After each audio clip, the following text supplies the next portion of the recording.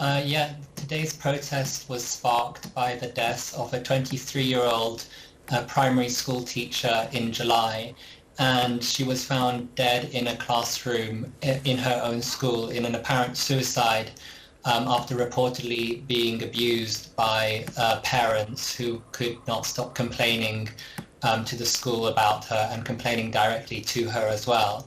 And teachers have been holding these vigils and demonstrations across the country every weekend since her death, calling for improved rights and also trying to understand under what circumstances, what led to this woman taking her life.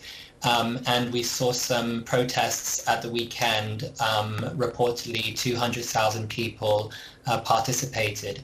This culminated to a lot of teachers walking out today from their classrooms, taking leave and holidays to go to more demonstrations across the country. And in Seoul alone, there was a protest. I think it's still going on, where they report about 15 to 20,000 teachers that have attended. And some schools outright have temporarily closed today in order for the teachers to participate in the demonstrations. Raphael, how common are these complaints of harassment and abuse against teachers? So it's a complex problem because unfortunately there aren't many statistics that talk about this, but it's an increasing problem in South Korea. We hear a lot about students bullying among themselves, but we rarely hear about from the voices from the actual teachers who are facing an impossible situation where they are not only being abused by students, but also the parents who will, for example, call them up, call their mobile phones up and hurl abusive words at them, saying that they have no right to discipline their children who have been bullying at school, and that they will take legal actions against the teachers, causing great mental distress. And we are seeing more and more of these cases where teachers are saying that they simply do not have the capacity to run classrooms anymore because they have to deal with bullying in the class, but bullying from the students and then also from the parents who say that their children are being abused. They say it's child abuse, and there are an increasing number of claims against these against teachers that they are abusing the children, and they will take them to court. And these cases have risen significantly in the past few years.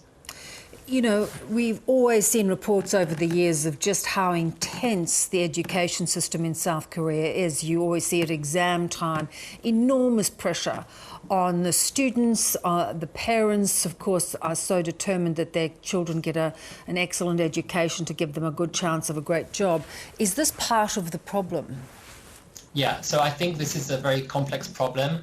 And it involves, I think it involves in part the teachers who say that they do not have enough rights in the classroom, but also, as you mentioned, it involves these parents who are keen to give the best education to their children.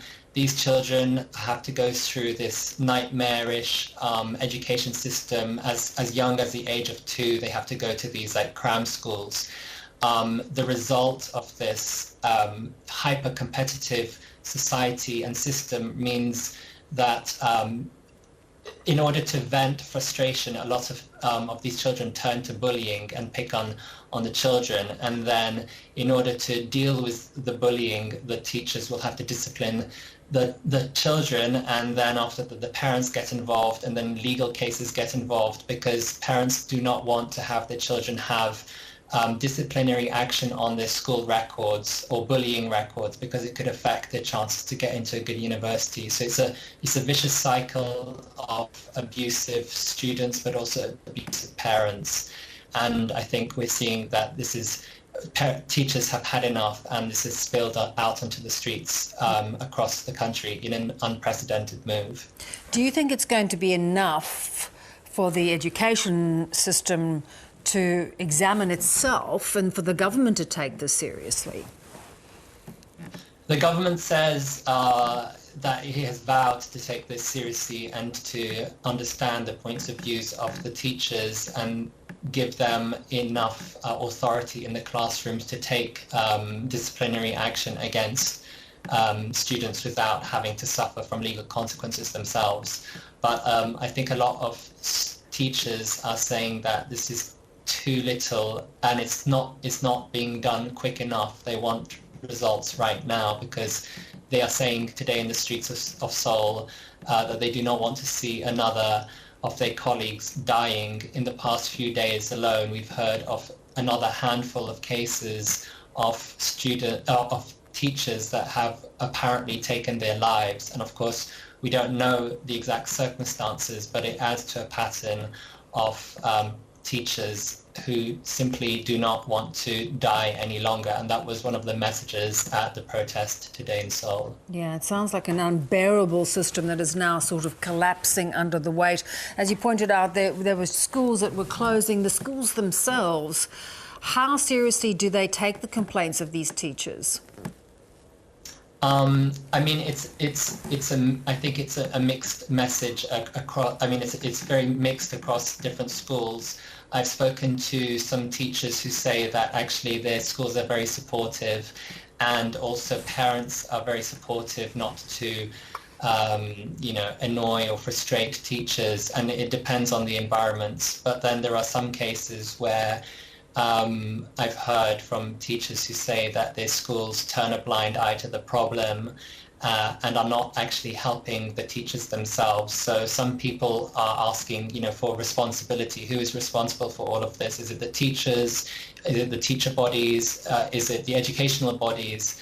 And so I think there is a little bit of discord among teachers about the responsibility and how to take action against this problem. But I think there is a concerted message across the board and across the country that there is a serious problem. And what's interesting about this is that it goes beyond political lines. We often see rallies and protests across the country, and they're usually in some form or another very political or linked to one side or the other. But in this case, it goes beyond the political lines. And like I said, this is quite an unprecedented move to see so many teachers coming together.